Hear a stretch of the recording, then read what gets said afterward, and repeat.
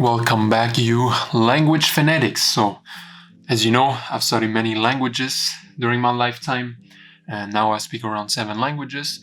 But I want to talk about the best languages you can learn. If you're not sure which languages to learn in order to get the most benefits, we're going to look at that right now.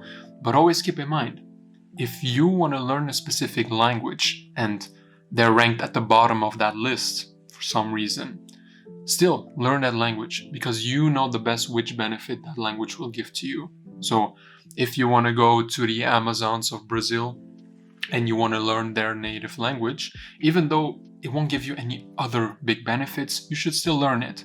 But there are a lot of people of you right now, they're not sure. So I've chosen some of the most spoken languages, some of the most culturally prevalent languages, and I'm gonna rank them on a few criterias. The first thing is, how easy is it to learn the language, right? Doesn't matter if it's a beneficial language, but it's going to take you ages to learn it. Also, how much access do you get to the world if you learn that language? So how many native speakers are there? How many people use it as a second, third, or fourth language? And what are those countries like that you get access to? Does it give you economic opportunity? Does it give you culture opportunity? We're going to look at all of that right now. And also keep in mind, this ranking on how easy it is to learn a language is all based on English speakers. So if you speak another language, maybe that is different for you. So if you already speak Portuguese, then Spanish will be much easier to you than, I don't know, Swedish or whatever. So keep that in mind. Now, the first language is Arabic. Arabic is kind of tricky because Arabic does give you access to a lot of countries. But the problem is that in all of those countries, they speak a different kind of Arabic. So in Morocco, they speak Arabic, but it's very different from the Arabic in Tunisia or Saudi Arabia. But there is an official Arabic, which is called the Fusha Arabic. You see it in the news, you see it in politics, but it is rarely spoken on the streets, Fusha Arabic. And if I'm not mistaken, it is also the Arabic which is used in the Quran. So based on that, if you learn the Fusha Arabic, then you get access to all of those countries, but not really. So based on that, I'm gonna put Arabic onto the B tier. Also, by the way, I have an online community called the Chameleon Society. If you really want to learn how to really immerse yourself, learn languages really quickly, no matter where you are in the world, you'll get one-on-one guidance from myself, and you'll have access to a large community where people are immersing themselves all around the world, learning languages really quickly. If you're interested, link is in the description. So let's get back to the video. So Esperanto is pretty interesting because Esperanto isn't spoken anywhere. It's not an official language, but it was created as a lingua franca in Europe. So it's a Latin-based language, but it also has some, other elements from the Germanic language tree and all of that. But it's not really spoken anywhere. And the problem with Esperanto is, yes, you would like to have a language that you can speak everywhere in Europe, but you can do the same thing now in English. Everybody uses English as a lingua franca in Europe. And if you want to learn Latin languages, just choose a Latin language. Just use Italian, French, or Spanish, Portuguese, or whatever, because then you'll easily be able to understand the other Latin languages. And if you speak English with that, you'll basically get by anywhere in Europe, at least Western Europe. So I'm gonna put Esperanto into the B tier, although you have to keep in mind, Esperanto is really, really easy to learn. The next one is Hebrew. Hebrew is pretty interesting also because it has a deep history, right? The Abrahamic religions, the area has so much culture there. But right now, if you want to speak Hebrew, you can basically only go to Israel because that's the only country where Hebrew is just being spoken as an official language. And unless you're Jewish and you want to go there to make use of your ancestry or whatever, I don't see a benefit of learning Hebrew. And especially now, regarding all the politics, I don't know if it's that beneficial to learn Hebrew unless you're really, really interested in the Abrahamic religions, if you're interested in the history of the place. In that case, you can learn it. And also, Hebrew is really, really hard to learn. Hebrew is a Semitic language. So basically the only other spoken language from that tree is Arabic. So I will put it into the C tier because it's not really a useful language, but unless if you want to, learn more about the Abrahamic religions and their history, then it can be really, really beneficial. A lot of the old texts are written in Hebrew. Now the next one is Indonesian. Indonesian has a lot of native speakers, but they're all basically just based in Indonesia. And unless you have the cultural tie there, it will not give you that many benefits on a low global scale. You have access to a lot of cultures in Indonesia, but it's only spoken in Indonesia, as I said, maybe some surrounding countries like Malaysia and all of that. But based on that, I will put Indonesian into the C tier as well. Thai. Thai is pretty nice because there are a lot of people, a lot of Westerners as well, or a lot of people with money who are moving to Thailand. So that means the Thai economy is growing rapidly. There will be a lot of opportunities, a lot of new opportunities coming to Thailand. But the people who are coming to Thailand for economic opportunities, they will most likely speak English. So Thai is the same thing with Indonesian. It will give you a lot of benefits in the country if you want to, really be with the Thai people, because there's a lot of people in Thailand, young people, even in Bangkok, who do not speak English. And if you want to really immerse yourself into the place or the country, then you should learn Thai.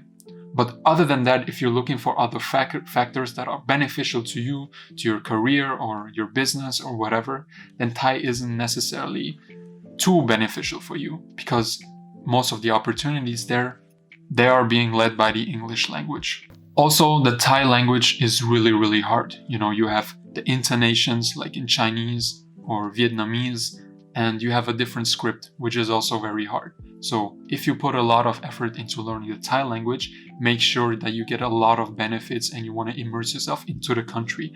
Other than that, I'll just put it into the C tier as well. Next one is Bengali. Bengali is related to many languages in South Asia, like Urdu, Hindi, but it's the same thing. It's not really used as lingua franca unless you're in that area, like Northeast India or East India.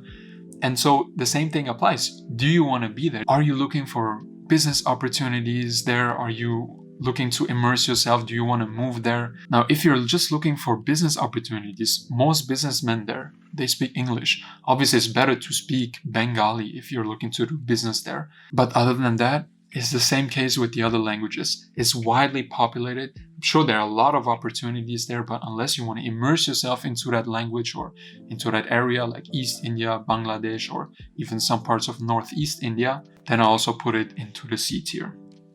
Now the next one is Mandarin Chinese. Mandarin is the most spoken language in the world when it comes to native speakers. So China, as you may know, has had an enormous economic growth in the last years. So there are a lot of people actually studying Mandarin to move to China in order to build a new life regarding business as well. But also a lot of people are learning Mandarin in order to build relationships with the Chinese market. So Mandarin is pretty useful in that sense. So do you want to move to China, or are you looking to create relationships with the Chinese market, which a lot of people now want to do? Then Chinese is very beneficial, but be careful because Chinese is one of the hardest languages to learn. You'll need to invest a lot of time and energy to learn Mandarin Chinese. You'll have a lot of symbols to learn. The grammar is easier than in other countries, but you also have the intonations. So that will be much harder, right? And that is why I'll put Mandarin into the A tier, because even though it's only spoken in East Asia, especially as you know, in China, there's still a lot of opportunities coming your way if you're learning Mandarin Chinese. Also, there are a lot of communities all around the world, a lot of, Chinatown, for example, so many big cities in the world where you'll be able to build relationships through the language. The next one is Portuguese. Now we're coming into the colonial languages. Now, you can say what you want about the colonial history, but if you want to learn languages, this is a real big fat benefit for you. If you learn Portuguese, you don't only have access to Portugal, but you have access to so many other places like Brazil, obviously, but also places like Angola in Africa, just the ex-colonies of Portugal. In many of those places, they still speak the Portuguese language. Also, it's very easy to learn as an English speaker. It's a Latin language. If you learn Portuguese, then you're already speaking a Latin language. Therefore, you can learn other Latin languages much easier, especially Spanish. So that's why I will put it into the A tier. Now, South Korean, that one is interesting because South Korea is pretty hard to learn. The alphabet is different, but I think it's quite easy. I've studied the alphabet. It doesn't take too much time to learn it. Now, the thing with the Korean language is you basically only have access to South Korea. North Korea is obviously closed down. There were a lot of communities in the Russian Empire, in Kyrgyzstan or Russia and all of that.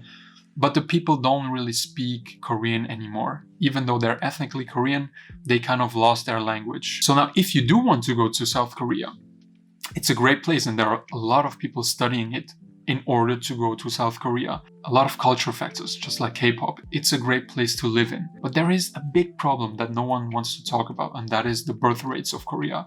Korea has the lowest birth rates in the world. So if you speak the language, it will be beneficial to you, but Korea will have so many problems because of their demographic that it may not be a place where you want to live in around 20 or 30 years.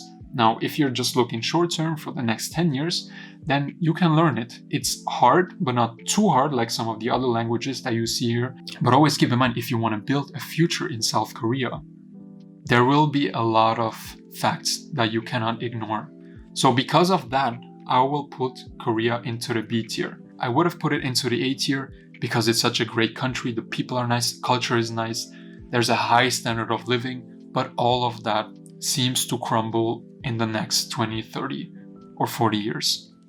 The next one is Farsi. Now, Farsi is mainly spoken in Iran, but also in some parts of Tajikistan, Afghanistan, even Pakistan. It's one of the most beautiful languages. I love Farsi. It also comes from the Indo-Iranian language tree, and it has some similarities with Urdu, more so with Urdu than Hindi, and it has such a rich history. But the problem with this language is the politics of Iran. Iran is very much closed off. It is considered by the United States, for example, as a terrorist country. Now, me, for example, I once considered studying Farsi, but I'm someone who has family in the United States. And if I go to Iran, because Iran is on the terrorist countries list of the US, I won't be able to go to the US. So Iran has so many sanctions from all around the world. It has a bad reputation from all around the world. So going to Iran will have a lot of drawbacks, and living there is also very hard. If you have an Iranian citizenship, you cannot have dual citizenship. A lot of countries will make it harder for you to enter if you've been to Iran. And unless you want to live in Iran, unless you want to get a citizenship, I will put Iran at the C tier because there are just too many bad politics revolved around the language. If you just want to learn it for the history because you think it's beautiful, then obviously you can learn it. The next one is Hindi. I obviously speak Hindi, and it's one of the most spoken languages in the world, but mostly in South Asia. Now, it has some similarities with Chinese in the sense that there are a lot of communities scattered around the world which still speak Hindi, even countries like Kenya or Fiji or even Guyana. Hindi is not too hard to learn because a lot of Hindi speakers, they just use English words in their vocabulary, myself included. Now, India has such a rich history, which goes way back, is one of the oldest civilizations that are still alive today. Hindi will give you access to a lot of countries because it's almost indistinguishable to Urdu. So if you study Hindi and you meet somebody who speaks Urdu, most likely you won't even realize that he speaks Urdu, right? Because it's basically the same language. Don't get me hate for that, but it's true. So you'll get access to Pakistan if you want to travel there, to India, obviously, Nepal, Bangladesh, even some people speak Hindi there, and to a lot of communities in the world who speak Hindi. The other big factor is the economic factor. India is one of the fastest growing economies in the world, and you will have so many opportunities in India. The Indian people are young, and there are so many people in India that the standards rise so much regarding education, business-wise. And so if you want to get into the Indian market, then Hindi will be so beneficial, because obviously English is spoken on the business level of India, but Hindi is as well. A lot of people, they're still doing business in Hindi, not only English. And also India is just such a big country, right? You can travel anywhere in India with Hindi and you can communicate with the people. Doesn't matter if you're in the mountains, in the desert, at the beach, whatever you want. India has it. And if you learn Hindi, then you'll get access to it. So I'm gonna put Hindi onto the A tier. I'm going to put it in front of China because it's a democracy and it's very easy to get into the country and to involve yourself into the country, at least much easier than in China. So the next one is Russian. Russian is a language that I also study, and Russian also gives you access to so many places. As you know, Russia used to be the Soviet Union, and all of these countries that used to be in the Soviet Union, they have a large part of Russian speakers. In some parts, Russian is still the primary language, even in the countries that have another official language. One example is Kazakhstan, right? I've been to Kazakhstan. Most people, they speak Russian. And I met so many people who speak Russian, but they don't speak Kazakh. So you can speak Russian there. The only problem is with some of those countries. For example, Ukraine. I've been to Ukraine last year. And even though Russian is widely spoken in Ukraine, a lot of people now, they don't want to speak it just because of the situation of the war. And this is the case in many countries. In many ex-Soviet countries like Estonia, they still do speak Russian, but a lot of people refuse to speak Russian, especially in the European countries. But still, Russia gives you access to so much. It is hard, the language, but not as hard as Korean or Arabic. So Russia, a deep history, a lot of knowledge, literature is very interesting, and it's in Europe and it's still used as a lingua franca in the ex-Soviet countries, if not spoken as the main language. And also if you speak Russian, it'll be much easier to learn Ukrainian, Serbian, Belarusian, because those languages all come from the Slavic language tree. So that's why I'll put Russian onto the A tier. So Turkey is interesting. It's mainly spoken in Turkey, a lot of different communities around the world, especially in Europe, like Germany, but it is mainly spoken in Turkey. Now, Turkish is not too hard to learn. I would say it's on the same level as Russian for an English speaker, but it is still mainly spoken in Turkey. There are some similar languages, like languages spoken in Azerbaijan or Uzbekistan, or even Turkmenistan, although Turkmenistan, you probably won't be able to get into the country anyway. So it's mainly spoken in Turkey, has a very interesting history of the Ottoman Empire. Turkey is basically what's left of the Ottoman Empire. So now again, if you want to live in Turkey, if you want to get into the trade of the European, Asian trade route, then you can consider learning Turkish. But other than that, it's not too beneficial in the same sense as other languages. So that's why I'll put it into the B tier. The next one is Italian. It's a beautiful language. It's a very historical language as well. It's the main cousin of Latin.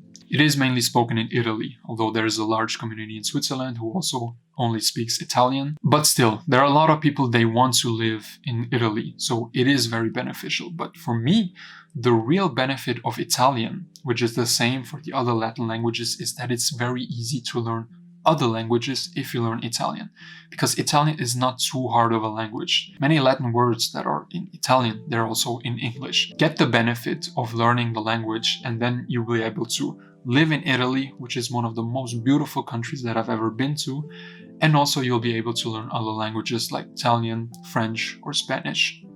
So that's why I'll put it into the A tier. So next one is Japanese. Japanese is kind of in the same situation as Korean, because they have an aging population. It's very popular in Japan. The economy is so big and there are a lot of business opportunities in Japan.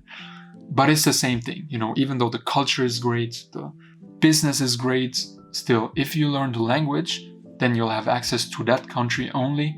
And also, who knows what the future is of Japan? It's kind of the same as Korea. They have a real old population. They're not having any children. So that's why I'll put it on the same level as Korean, into the B tier. So the next language is English. So basically no language comes closer to English because you can speak it anywhere. You have so many opportunities in business. I mean, it's almost mandatory now to speak English if you want to be successful in business. But I won't talk too much about English because if you're watching this, then obviously you already speak English, right? So let's just put it at the S tier, which is the only country that exists at the S tier. The next one is German.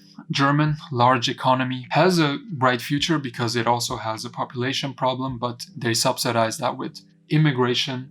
That's another subject if you think that's good or not. But the future in Germany is not the same as Korea or Japan. The economy is booming, is the largest economy of the EU.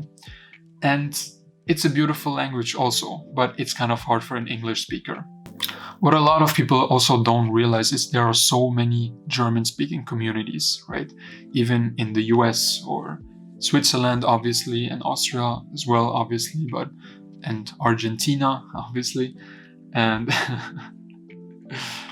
you'll also be able to learn a lot of Nordic Germanic languages, Danish, Dutch, and all of those languages from the North European hemisphere. So that's why I'll put German onto the A tier. French is basically in the same situation as Portuguese or Spanish, because in all of these ex-colonies, they still speak French, like Morocco, Algeria, Cameroon, especially in Africa. It'll give you so many benefits. The same, you'll be able to learn other Latin languages really easy. You'll have access to so many different countries, like, as I said, like Canada, North Africa, Western Africa, Senegal, Cameroon. And so it's pretty simple. Beautiful language. France is a beautiful country, and all of these other countries are beautiful as well. So that's why no-brainer comes into the A tier. So now Swahili. Swahili is a beautiful language, and it's mainly spoken in Kenya, but also other East African countries. Now the thing with Swahili is that in many of those countries, especially in Kenya, people speak English already. So if you want to be in Kenya, then you'll get by with English. And even though the economy is growing in East Africa, like especially Kenya, people more and more speak English, and they get into the global market where people speak English. So even though it's a beautiful language, it has a lot of culture, East African culture, I'll still put it at the C tier because it's not really necessary to speak Swahili if you want to immerse yourself there. Everybody speaks English. Now the last language which somehow did not show up here is Spanish. Spanish has all the other benefits of the European languages. You have so many ex-colonies, South America, everybody speaks Spanish there. You have a large community in the States, so many people there speak Spanish. And it's also really easy to learn as an English speaker. So if you speak Spanish, the other Latin languages are so easy to learn. Portuguese, for example, I study Spanish, I speak Spanish. I studied Portuguese for a bit, but it was so easy to learn. You can basically improvise, you can Portuguese-fy your Spanish words and it'll still work. People understand you. And even in countries like Brazil or Portugal, people also speak Spanish. They understand what you're saying. So it's an easy language to learn. You'll have so many other benefits like learning new languages. You'll have access to so many countries and so many people to immerse yourself in. And so basically that's why Spanish is at the top of the A tier. It's not on the same level as English. No language can compare to English, but it's on the top of the A tier list. So what do you think? Do you agree with the list? Do you not agree? And I'm pretty interested, which language are you looking to study and why especially? Also let me know if you like these type of videos, and let me know if you want me to do any other videos, other tier lists. Suggest it. You can just suggest it into the comments. So that being said, always remember, if you see beauty in the chaos, the world will be yours. Take care.